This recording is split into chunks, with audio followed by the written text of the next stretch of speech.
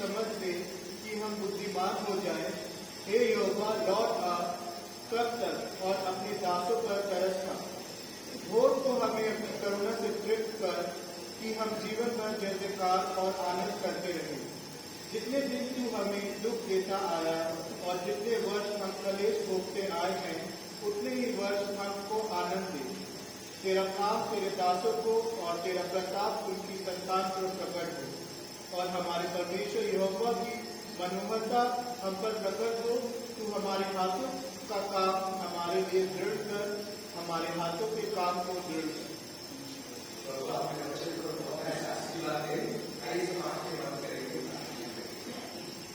हे प्रभु, तू वचन भी परमेश्वर है और ये वचन तेरा है। तो तेरे वचन की ओर आते हैं इंसान की ज्ञान से नहीं, तेरे ज्ञान में हो के तेरे वचन को देखेंगे, इसलिए तो आशीष है। अब सबके ध्यान को तेरे वचन की ओर केंद्रित करने की जरूरत है। महिमा तेरा हो, बोल तेरा हो, प्रार्थना यीशु के नाम में।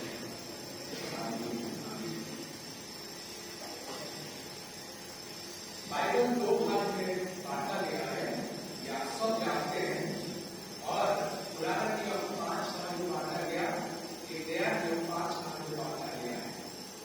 और पुराना नियम जो 5 भाग में बांटा गया है, उसमें पहले व्यवस्था है, दूसरा इतिहास है, और तीसरा कविता है, और चौथा बड़े भविष्यवक्ता की किताब है, और पांचवा छोटे भविष्यवक्ता की किताब है। 5 भाग है, और उन कविता को भी 5 पुस्तक में बांटा गया है। और उन पुस्तक आप जानते हो, आय से लेके श्रेष्ठ गीत तक, और भजन से लेकर सबसे बड़ा कविता है। पहले भी बोला, बाइबल में 1400 कविता है, 1400 गाना है। तो 1400 में से सबसे जो ज्यादा गाना सलोमन राजा ने लिखा है। 1000 गाना उन्होंने लिखा है सलोमन ने। और आप देखते हो, भजन से आते हो, गाने में से एक गाना 90 भजन है, और इस 90 भजन में मूसा ने लिखा है। किसने लिखा? मूसा ने लिखा है। 5 लेखक है। एक तो दाऊद, जो सबसे ज्यादा गाने इसने लिखा है, और उसके बाद उसकी बेटा सलोमन है, और उसके बाद संतान है, और उसके बाद मूसा है, और उनके बाद लिखा है। इतने टोटल क्या बोलते हैं, कविता जो कवि है जिन्होंने लिखा है। और भजन संहिता 5 ईश्वर के ऊपर आधारित है, और 5 खंड है इसमें, 5 ईश्वर के ऊपर आधारित है। और उनमें से जो विषय है, एक तो परमेश्वर की स्तुति महिमा है, दूसरा परमेश्वर का धन्यवाद है, तीसरा प्रार्थना करना है, चौथा तो प्रार्थना में से शत्रु को दर्द देने के लिए प्रार्थना करना, और जो 5वां है धर्म और अधर्म के बीच में भेदता क्या है, उसको दिखाया गया है। जब आप भजन संहिता 90 में आते हो, क्योंकि मूसा के द्वारा लिखा गया है, और आप जानते हो मूसा कौन सा समय में इस भजन को लिखा है। मिस्र से निकलते हैं, पिछले बार में हमने देखने लिखा है, मिस्र से वो निकलते हैं, और मिस्र से निकल के कानान देश की ओर जाते हैं। वो 40 साल, वो 40 साल में बीच में एक चीज को लिखता है, और इसलिए आपको इस सारे भजन में वो सारी चीजें दिखेगा जो आपको लगता है कि मैं एक यात्रा में एक इंसान है, और उसके साथ एक ग्रुप उसके साथ चल रहा है। ये भजन 90 को जब आप देखते हो, पहला भाग क्या दिखाई देता, परमेश्वर की महानता, और दूसरे भाग इंसान का, जो भी इंसान कितना छोटा है, कितना है, उसके कमजोर है, कितना निर्बल है, और कितना शरीर है, उसके बारे में बात करता। और अंतिम भाग में आप देखोगे उस प्रार्थना का रिक्वेस्ट के अनुरोध किया गया है, जो हर क्रिश्चियन को हर साल की शुरुआत में इस प्रार्थना करना चाहिए। उसके ऊपर आज हम बातें करेंगे, विशेष करके नया साल में, नया साल की शुरुआत में आप क्या प्रार्थना परमेश्वर उसके बारे में आप में बातें करेंगे। उससे पहले परमेश्वर की महानता के बारे में थोड़ा सा देखते क्या है परमेश्वर की महानता। एक तो वो हमेशा के लिए, ठीक है ना, वो हमेशा के लिए अनादि अनंत परमेश्वर, ठीक है ना। एक लोग पृथ्वी का काला ध्यान बना है, पहाड़ उत्पन्न हुए या फिर पृथ्वी जगत की रचना की और अनादि काल से अनंत काल तक परमेश्वर है। वो अनादि काल से अनंत काल तक परमेश्वर है। और दूसरी बात है, मनुष्य को क्या है, धारा में बहा देता है और कहता है आगे तो लौटा। और तीसरी बात परमेश्वर के बारे में लिखा है कि क्योंकि 1000 वर्ष तेरे जिसमें ऐसे उसको 1000 वर्ष को देख रहा है, पीछे भी आगे भी चारों तरफ वो 1000 वर्ष को देखता है। इंसान के बारे में क्या लिखा है, क्या लिखा है इंसान के बारे में,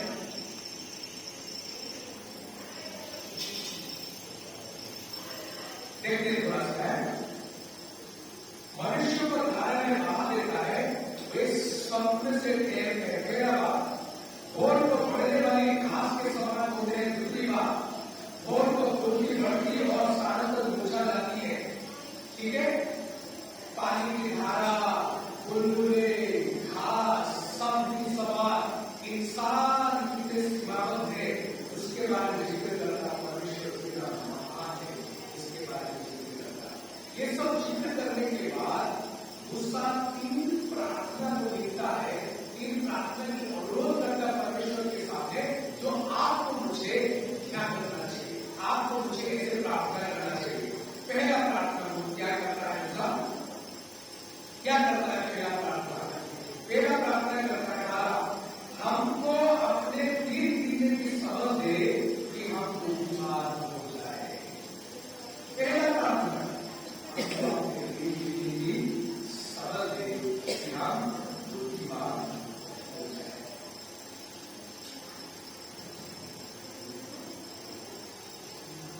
बुद्धिमान लोग को सब पसंद करते हैं। बुद्धिमान और ज्ञानी फर्क क्या है, जानकार और समझदार में क्या फर्क है। ज्ञानी वो है जो दिमाग में 1000 चीजें बिठाया है और लेकिन बुद्धिमान वो है जो सारे ज्ञानों को सभी के अनुसार प्रदान करता है, परिस्थिति के अनुसार प्रदान करता है। जानकार वो है जो जानता है चीजों को, लेकिन समझदार वो है जो चीजों को जानता है, उसको प्रदान करता है। हमें अपने 3 चीजें की समझ दे कि हम क्या हो जाए, बुद्धिमान। गिनना किसको पसंद नहीं है, रोज गिनते आपको, गिनते कि नहीं, रोज गिनते हैं, कितने रह गया, कितने रह गया पैसा, गिनते कि नहीं।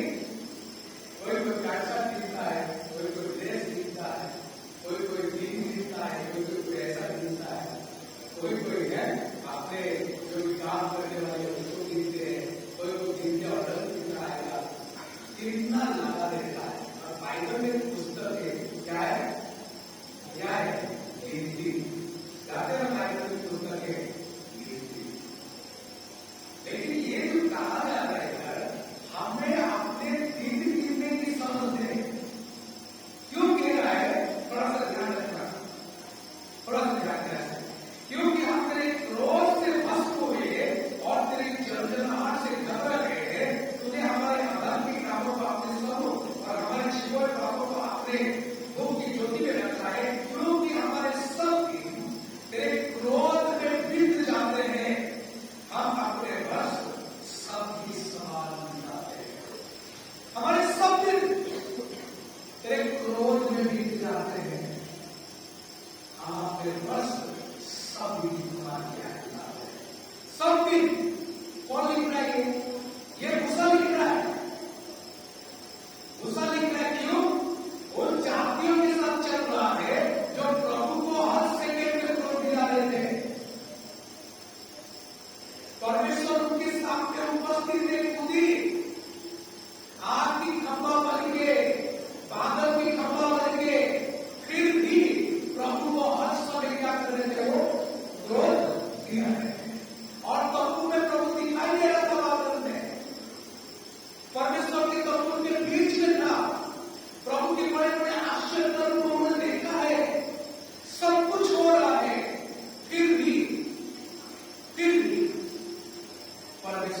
क्रोध दिलाते हैं।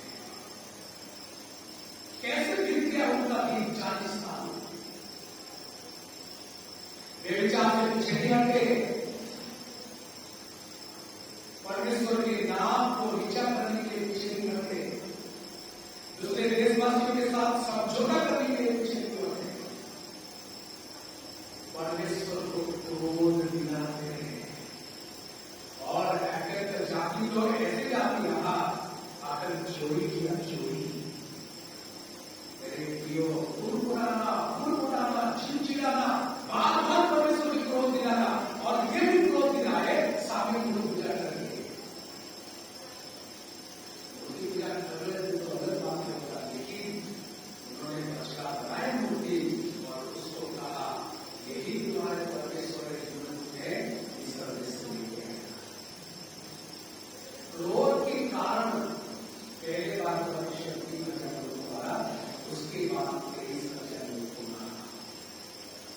और कितने लोग थे? 20 साल से ऊपर 6 लाख पुरुष, सब पर भी 40 साल में 6 लाख। परमेश्वर की क्रोध दिलाए हर दिन, हमारे सब दिन तेरे क्रोध में बीत जाते हैं, और हम अपने बस शब्द की समान दिलाते हैं। 2024 बोल रहा हूं सब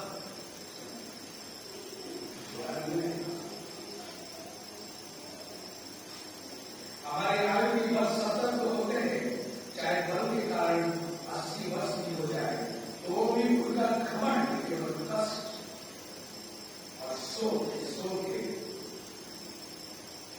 थोड़ा सा भी मिलता आपको, मुझे ज्यादा भी नहीं है, थोड़ा सा भी, तो थोड़े दिन में भी घमंड होता है। थोड़े दिन में भी 70 साल, बल के कारण 80 साल, और थोड़ा सा अभूत हो जाए तो 90 साल, तो 100 साल से होता है। लेकिन ये क्षण समय में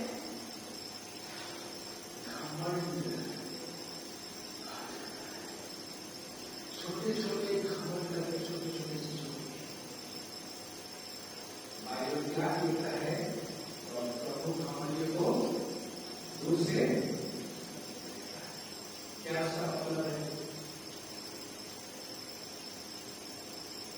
घमंड को दूर से देखता, उसका मतलब क्या है? तू मेरे पास मत आना, तू मेरे पास मत आना। और नम्र लोग वो अनुग्रह देता है।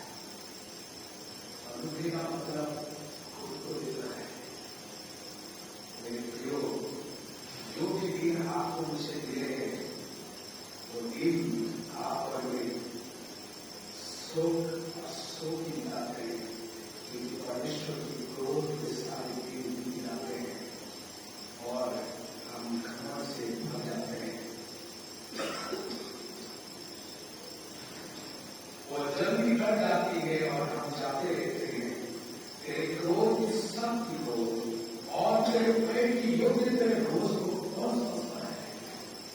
परमेश्वर इतने बड़ा है, तो ये बस सोचना हो दयालु परमेश्वर, अच्छा परमेश्वर ठीक है, लेकिन उसके रोष और उसके क्रोध सबसे भयानक है। इसलिए तो इंसान को उन्होंने दूर किया। पाप करने वाला इंसान उसके पास नहीं कर सकता। जो पाप करता है वो जीवन देगा ही देगा, और पाप करने वाला उसके पास नहीं आ सकता। इसलिए उसके बदले बलि चढ़ाना पड़ा, जान को देना पड़ा, और सबके प्रभु के पास आने के लिए, उनकी क्रोध को शांत करने के लिए यीशु मसीह आता है, देर रात करके आपके लिए मेरे जीवन दे जाए, बलि चढ़ जाता है और परमेश्वर के साथ। ये सारी बातें इसलिए लिखा जाता है, तेरे क्रोध से हम भस्म हुए। देखो, आप घमंड करते हैं,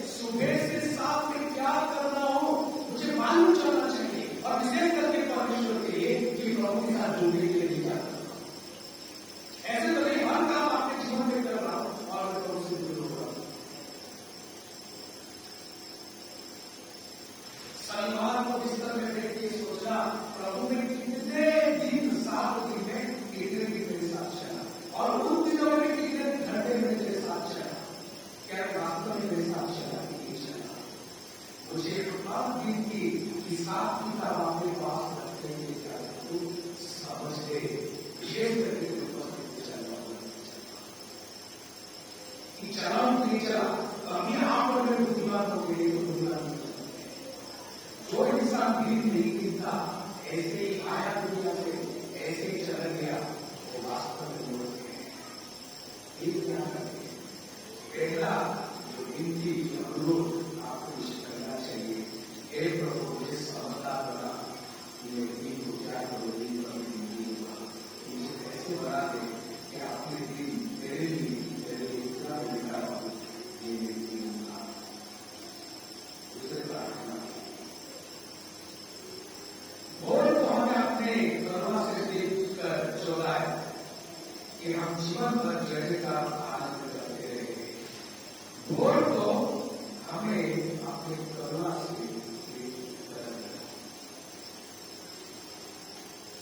वो ऐसे जाति के साथ जा रहे हैं इंसान जो सबसे अतृप्त जाति है, उनके जीवन में तृप्तता है नहीं है। बुड़बुड़ाते रहते हैं, चिड़चिड़ाते रहते हैं, बुड़बुड़ाते रहते हैं, कंटिन्यू नॉनस्टॉप। ऐसे मुझसे एक बार बोला प्रभु तुम मुझे उठा ले, मुझे माफ कर दे। कंटिन्यू नॉनस्टॉप हर दिन अतृप्त जिंदगी प्रभु से हमेशा दूर है। मेरे पास ये नहीं है, हमारे पास ये नहीं है, हमारे पास वो नहीं है, चलता रहेगा शुरुआत से लेकर अंत तक। पौलुस कहता है मैं दरिद्रता से रहना सीखा है, मैं प्रभु के उपस्थिति में संतुष्ट रहा। मेरे प्रियो, तृप्तता आपको मुझे खाना नहीं दे सकता, तृप्तता आपको मुझे वस्त्र नहीं दे सकता, तृप्तता आपको मुझे आपके लिए जिंदगी नहीं दे सकता। घर का रहना कोई साथ नहीं दे सकता, कभी नहीं दे सकता। आप सोचोगे 24 घंटे मोबाइल देखूंगा खुश हो जाना संभव ही नहीं है। आप सोचोगे 24 घंटे योग की बातें करूंगा, योग की पिक्चर देखूंगा और मैं खुश हो जाना संभव नहीं है। क्योंकि अल्टीमेट जो तृप्तता परमेश्वर की ओर से आता है उसके बिना तृप्तता नहीं मिलती जीवन में। ये सबसे ऊपर है प्रभु, क्योंकि जो अंतर आत्मा तृप्त होता है वो सिर्फ परमेश्वर देता है। तू मेरे जीवने में आता है, क्योंकि जीव कभी भी नहीं होता जब तक वो परमेश्वर आपके लिए जीवन देते हैं। तो पहले उसके राज्य और धार्मिकता की खोज कर और उस सारे बातें मुझे दिया जाएगा। इसलिए जो तृप्तता परमेश्वर उसके राज्य से आपको मुझे प्राप्त होता है तो बाहर से नहीं होती। जब तक मसीह आपके लिए जीवन में नहीं है, जब तक मसीह आपको मुझे नहीं छूता है, आपके मेरे साथ नहीं रहता है, तब तक तृप्तता संभव नहीं है। मैं हमेशा सौलभ की बातें करता हूँ कि ऐसे एक राजा है जो वास्तव में अपने जीवन को अच्छा से शुरू किया है, लेकिन हम बहुत बुरा था। हम सारी चीजों को देखने के बाद सौलभ सौपद पुस्तक में लिखता है यह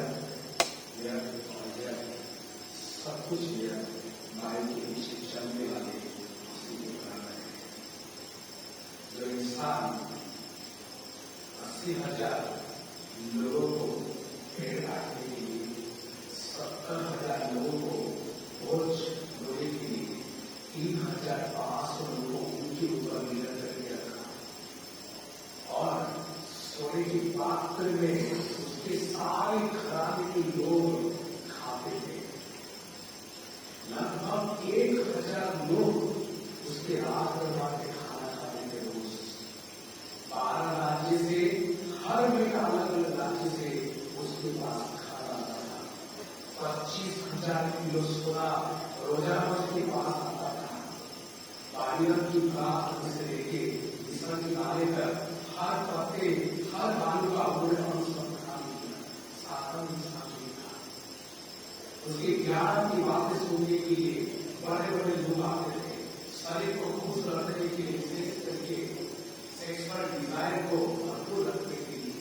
उन्होंने 1000 जो पीढ़ियां होती हुआ खाना पीना अच्छा खाने के लिए बड़े बड़े अंगूर की बालियां लगाया हुआ है और बड़े घर रहने के लिए मेरे बड़ा बड़ा अट्टालिका का निर्माण किया। वो सब कुछ करने के बाद वो इंसान एक बात को जानता है कि घर सब कुछ करके बालों की शिक्षा देने वाला कोई भी चीजें आपको मुझे तृप्तता कभी नहीं दे सकता जब तक आप अपने वो परमेश्वर को ना देखते।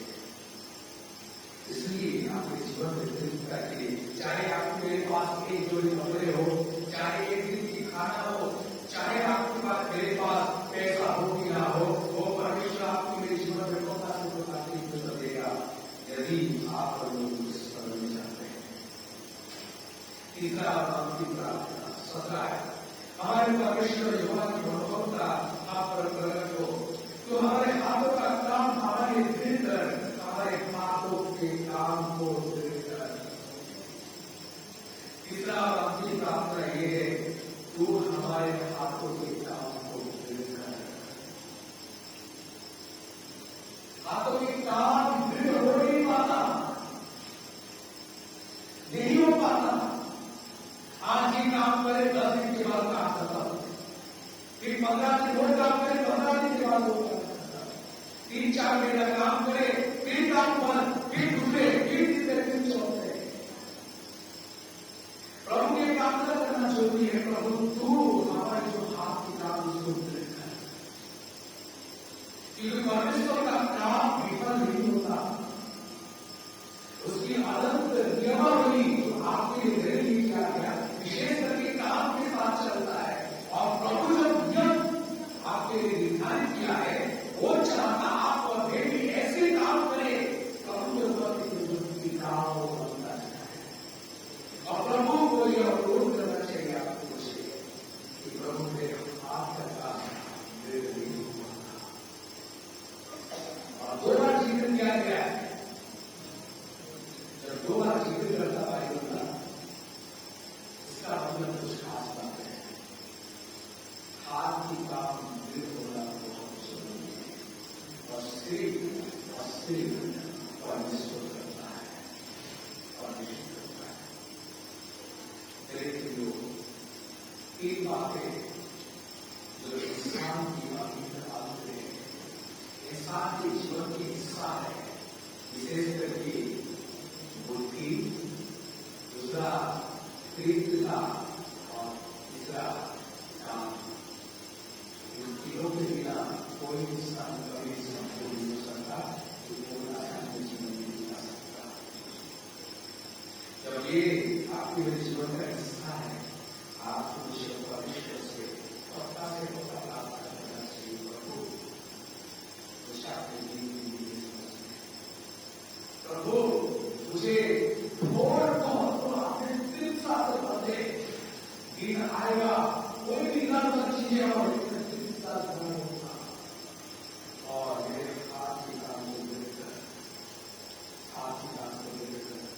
श्री मेरे दूसरों के विनाश का काम और आपको मुझे बहुत ऐसा सवाल है।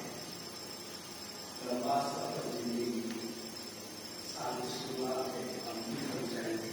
मेरे विश्वास है प्रभु आपको मुझे संभाल के पूरा साथ लेके जाएगा।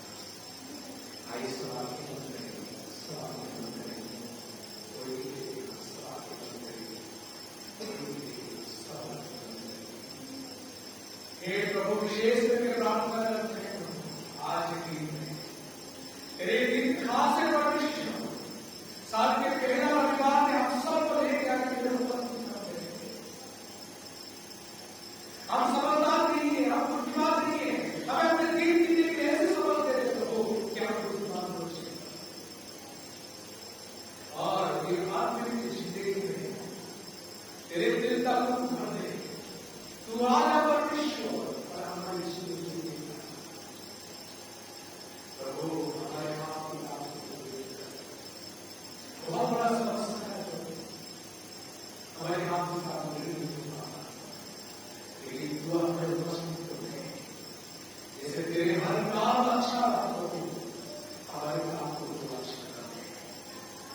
तेरा हो इसका